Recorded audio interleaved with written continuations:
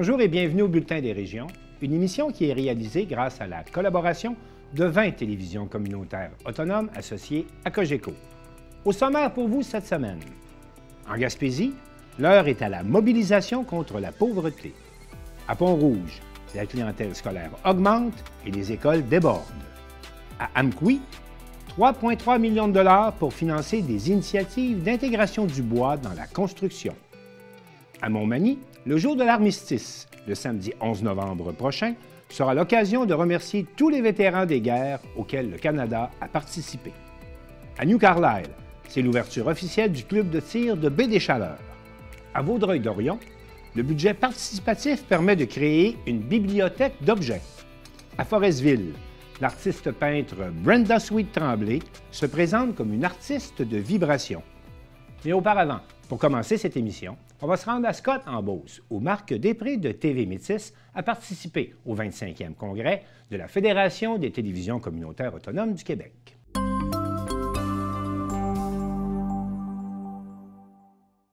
Eh bien, Amélie Hens, cette année, c'était un événement anniversaire très important pour la Fédération des télévisions communautaires autonomes du Québec et ça se passait à la Cache à Maxime.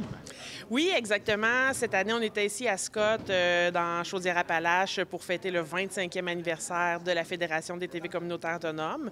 Donc, c'est déjà un quart de siècle pour la Fédération qui a été fondée à Plessisville il y a déjà 25 ans de ça. Et pour vous, c'était un deuxième anniversaire parce que c'était votre 10e congrès? Oui, exactement. C'était mon 10e congrès. Donc, je vais avoir complété ma 10e année complètement cet hiver, en février prochain. Mais c'est effectivement mon 10e congrès. Puis, c'est drôle parce que c'est le premier des 10 congrès que c'est pas moi qui organise. C'est entièrement ma collègue Valérie Naud qui a fait l'organisation de celui-ci. Donc, j'ai pu vraiment profiter puis parler aux membres puis essayer de moins courir un petit peu. Mais c'était vraiment très agréable. Et qui dit 25e anniversaire dit moment opportun pour un nouveau slogan. Et oui, donc cette année, on a décidé de faire plusieurs marchandises, en fait, parce que Valérie, justement, va visiter les écoles de différentes régions pour essayer de recruter des nouveaux travailleurs dans nos TV, inciter les jeunes qui graduent à venir travailler pour la télévision communautaire autonome partout sur la province. Donc, on a décidé de moderniser un peu le slogan. Donc, on y va avec cette année la télévision qui ose. Donc, on a développé différents outils de communication pour le partager puis pour avoir une belle visibilité là, auprès de la population en général pour faire la promotion de la TV communautaire. Et on le sait, bon, au niveau des télévisions communautaires autonomes, c'est important la relève, c'est important les bénévoles. Alors, on a même été visiter des écoles. Oui, exactement. C'est déjà commencé. Donc, c'est le fun.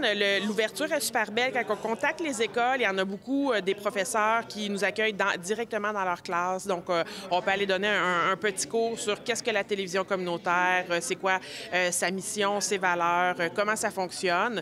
Puis, il y en a gros qui apprennent leur existence. Donc, on pourrait être surpris parce que la TV communautaire, dans la province, ça fait déjà au-dessus de 50 ans que ça existe. Mais il y a des gens qui la connaissent pas encore. Donc, cette démarche-là est super importante. Puis, je pense que ça va être une clé pour notre futur.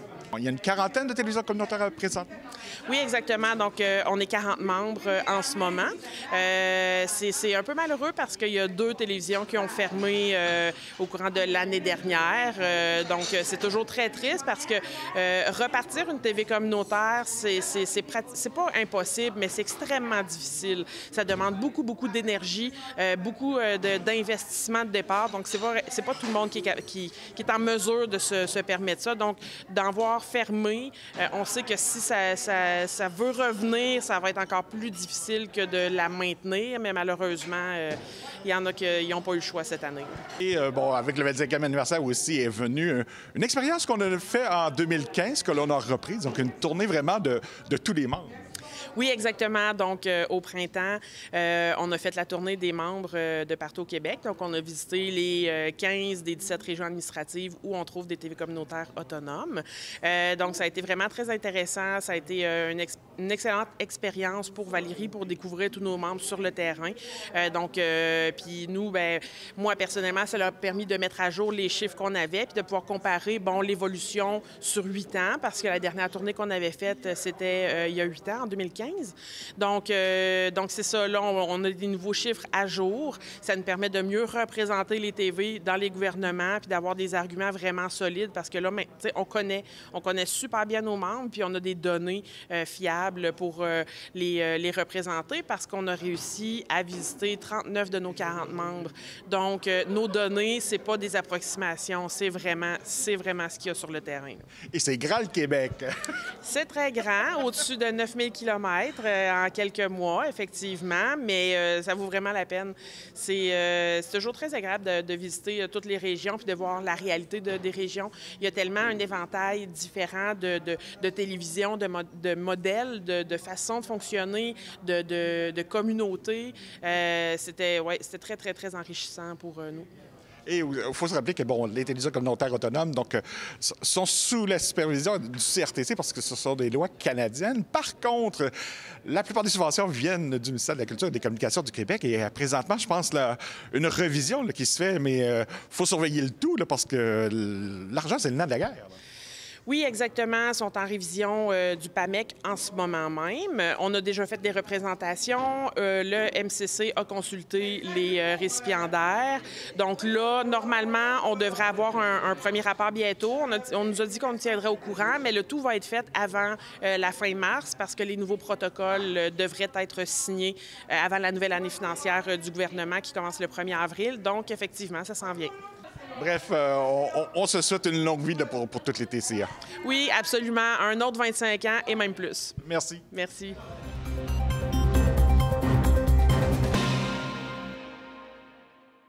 On va maintenant écouter une entrevue de Thierry Haroun de la télévision du Rocher-Percé avec Louise Gallien, qui est la porte-parole du collectif gaspésien pour un Québec sans pauvreté.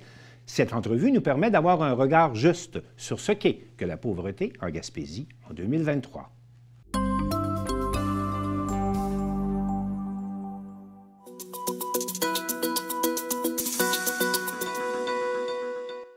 L'heure est à la mobilisation sur le plan de la lutte à la pauvreté. C'est du moins ce que prétend le collectif gaspésien pour un Québec sans pauvreté, avec des chiffres à l'appui. L'organisme demande par la même occasion à Québec d'agir. Le collectif qui est présent tout autour de la péninsule en veut pour preuve la toute dernière étude sur cette question de l'Institut de recherche et d'information socio-économique publiée en septembre dernier.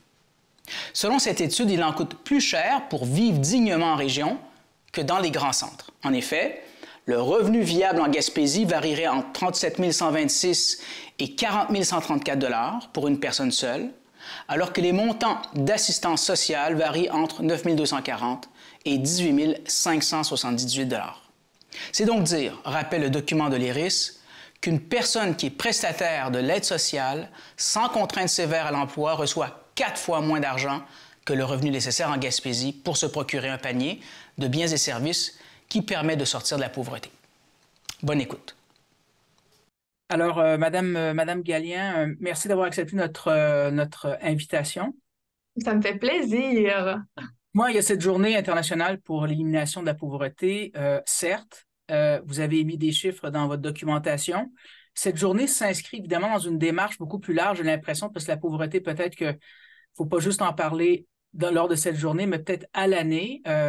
La pauvreté, pour vous, je vais vous poser la question, la pauvreté, comment ça se définit aujourd'hui en Gaspésie en 2023? Oui, ben c'est super pertinent parce que souvent, quand les gens pensent à la pauvreté, on en image une personne en situation d'itinérance à Montréal. C'est ce qui va venir spontanément aux gens quand je leur dis le mot pauvreté. Mais la pauvreté, c'est beaucoup plus large que ça. En fait, la pauvreté, c'est de ne pas avoir les moyens nécessaires pour répondre aux besoins essentiels, mais aussi, selon moi, avoir un petit coussin aussi. Je trouve que les calculs gouvernementaux sont souvent basés sur l'épicerie, se loger et tout, mais le plaisir, avoir des loisirs, pour moi, ça fait aussi partie de ce qui fait qu'un humain est bien. Donc, la pauvreté, pour donner un exemple concret, là, des fois, les gens ne veulent pas avoir cette étiquette-là parce que justement, elle est souvent péjorative, mais quelqu'un qui travaille au salaire minimum à temps plein à l'année Oui. va rester en situation de pauvreté, n'arrivera pas à sortir de l'étiquette du seuil de la pauvreté. Puis là, je ne veux pas que ce soit entendu péjorativement. J'ai envie de dire aux gens, on a souvent l'impression qu'il y a des gens pires que nous, donc, on n'est pas si pire que ça. Mais avec le prix de l'alimentation qui a beaucoup augmenté, avec les loyers qu'on a vu qu'il y a eu une grosse hausse, on comprend les gens de vouloir venir en Gaspésie. C'est beau, la Gaspésie, mais les loyers abordables qu'il y avait il y a 10-15 ans sont pratiquement inexistants. Fait que tu sais, moi, je dis tout le temps, les factures augmentent à un rythme effréné, mais on ne peut pas dire la même chose des revenus. Puis les revenus, ça va être autant le salaire, mais ça va être les prestations de chômage, les prestations d'aide sociale, tout ce qui nous permet en fait de vivre. Ça augmente à un rythme un peu plus lent. Justement, dites-moi, on parle quand vous parlez de quelqu'un qui vit au salaire minimum à temps plein, on parle d'une personne seule? Oui. D'accord. Exactement. Et c'est pas peu dire, donc ça veut dire que l'inflation joue beaucoup. On l'oublie très souvent, mais l'inflation joue beaucoup. Ce 5-6 $ de plus ou ce 10 $ de plus à l'épicerie, ça joue dans les poches d'une personne qui vit une situation de pauvreté. Tout à fait. Puis les organismes en sécurité alimentaire du territoire, moi, c'est ce qui me nomme aussi, c'est, Oui. Louise, le portrait de la pauvreté, il change.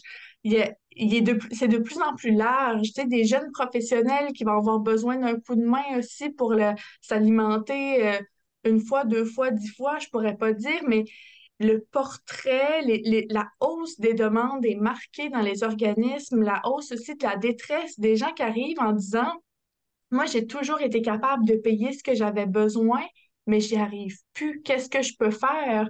Puis les intervenants se retrouvent avec vraiment beaucoup d'impuissance à dire, écoute, je ne sais pas quoi faire, même si mon mandat, c'est la santé mentale ou c'est la sécurité alimentaire, c'est l'empowerment des femmes, mais là, ils font, je peux pas rien faire pour cette situation-là. Puis, tu sais, je veux pas être pessimiste, mais on dirait, je suis peu rassurée pour les prochains mois, prochaines années. Je pense qu'il va falloir comme une intervention massive du gouvernement pour permettre à tout le monde de souffler, là. Parlons-en du gouvernement parce que dans votre communiqué que vous avez émis, il y a 5 points, je les nomme, mais c'est le 5e sur lequel qui m'a beaucoup interpellé. 1, vous demandez un soutien aux revenus suffisant, pour que tout le monde puisse couvrir ses besoins essentiels. Là, je le lis. Des services publics universels de qualité accessibles partout sur le territoire, la réduction des inégalités entre les riches et les pauvres, un salaire minimum qui permettrait de sortir de la pauvreté, de vivre dignement en Gaspésie, mais surtout une campagne de lutte contre les préjugés envers les personnes en situation de pauvreté. C'est pas peu, ça, une campagne de lutte contre les préjugés. Les préjugés existent encore à tel point qu'on demande une campagne de lutte contre ça. J'aimerais vous entendre, si vous permettez. Oui, bien 100%. Moi, en fait, là, c'est le point numéro 5 des revendications, mais pour moi, c'est le point qui pourrait être le point numéro 1 dans beaucoup de situations parce que en plus de vivre le poids de la pauvreté, les gens qui ont de la misère financièrement doivent vivre avec le poids du regard des autres, avec les commentaires qu'ils lisent sur les médias sociaux, avec ce qu'ils entendent des fois à la radio, à la télé. Puis pour moi, c'est la partie où est-ce que comme population, on a un pouvoir aussi. Parce que moi, Louise, assise dans mon bureau, je ne peux pas augmenter le chèque d'aide sociale des gens, mais je peux m'asseoir et me dire qu'est-ce que je pense de la pauvreté. Mm-hmm. Puis moi, j'ai envie de dire aux gens d'avoir un peu l'humilité de s'asseoir puis de dire, même si je pense que je sais c'est quoi la pauvreté, est-ce que je le sais réellement ou est-ce que c'est juste ce que j'entends dans mes soupers de famille, ce que j'entends, ce que je lis sur Internet? Parce que la pauvreté, c'est beaucoup plus complexe que les préjugés qu'on en a. Madame Gallien, merci beaucoup pour cet entretien. C'est très gentil. Ça m'a fait plaisir.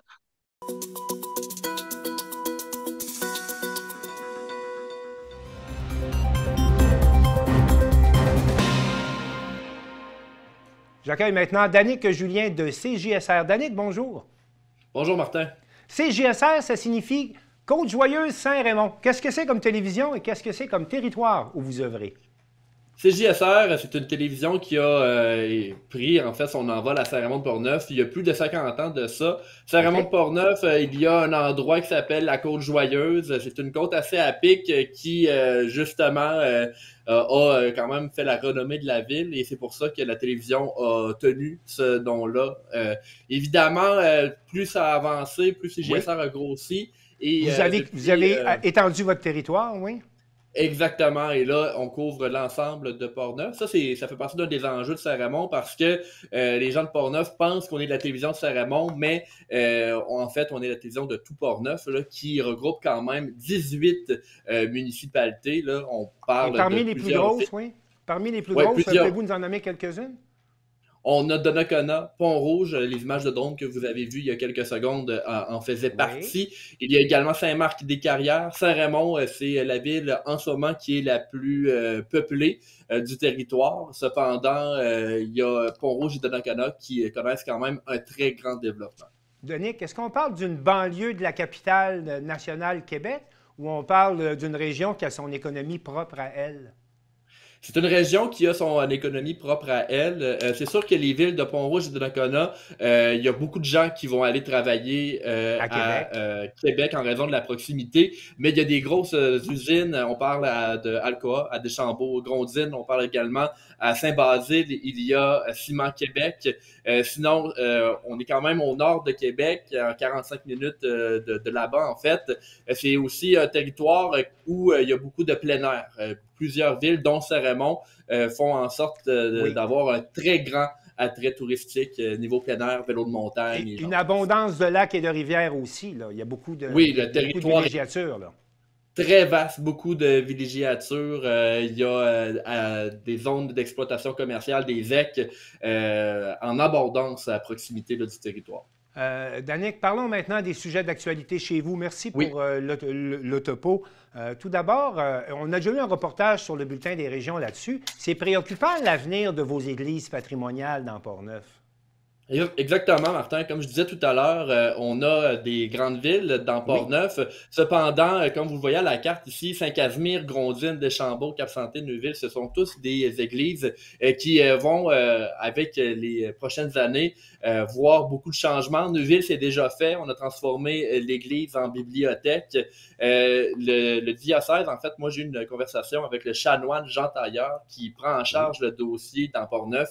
Et une chose qu'il nous disait, c'est que, à part les grandes villes, les grands centres, toutes les autres églises ne feront plus partie, justement, là, ne seront plus régies par l'Église. En fait, les bâtiments vont être redonnés à la communauté. Mais ce sont des bâtiments patrimoniaux. Là. Il y a une grande valeur, puis il faut les préserver d'une certaine mesure. Exactement, c'est pour ça qu'un peu partout, il y a des comités qui se sont créés, citoyens, pour protéger ces églises-là. Qui sont au cœur de vos villages, là, bien sûr. Exactement. En plein cœur de tous les villages, oui. Exactement. Il y a des villes également qui s'impliquent, en fait, un peu partout. Il n'y a pas juste Neuville là, qui a fait une bibliothèque avec ça. Il y a d'autres municipalités également. En fait, il y a quand même beaucoup d'idées qui sont reprises un peu partout dans Portneuf pour protéger les églises. Des fois, le gouvernement peut aider. Parfois, évidemment, c'est des villes qui vont acheter, eux, l'église pour pouvoir justement s'en occuper. Est-ce qu'on croit que tous ces dossiers-là vont se régler dans la prochaine année? L'avenir des églises dans Portneuf? En fait, quand j'ai rencontré M. Tailleur, une chose qu'il m'a dit, c'est qu'ils sont en train de faire un plan à long terme pour les 10 prochaines années. Donc, il y a des églises qui, au courant des prochaines années, vont être justement cédées aux villes, aux comités citoyens, mais on n'a pas encore là, la date butoir de tous ces projets-là. Mais on le sait que dans le plan à long terme, il y a les églises de Saint-Marc, de Saint-Raymond, de Donnacona et Pont-Rouge qui intéressent encore le diocèse. Merci pour cette question. On apprend également chez vous qu'il y a des grosses rénovations présentement au SOS Accueil de Saint-Raymond. Oui, le SOS Accueil, Martin, si je peux me permettre d'expliquer qu'est-ce que c'est dans le nord.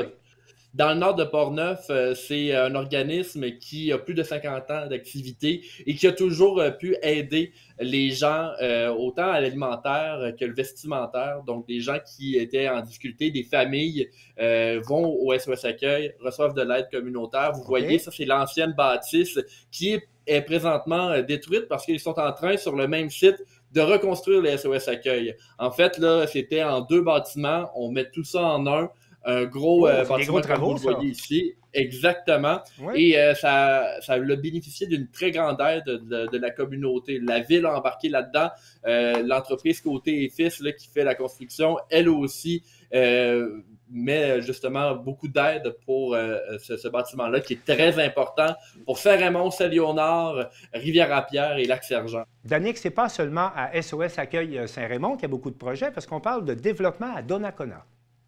Exactement, Donnacona, c'est une ville qui est en pleine expansion, un peu comme Pont-Rouge. En fait, Donnacona, la première chose qui a été faite à la fin de l'été, c'est de refaire la caserne de pompiers. C'était assez problématique là-bas parce que la caserne qui avait 3 portes habilitait 4 camions. Elle est située à un endroit qui est quand même stratégique pour Donnacona, mais on avait besoin de tout remettre à neuf parce que niveau réglementaire, c'était pas encore là. Mais non, on voit des images, on voit des images, on a démoli la caserne au complet ou on l'a Oui, elle est démolie en ce moment. Elle est démolie en ce moment. OK, on refait à neuf. Exactement, on reconstruit. Il y a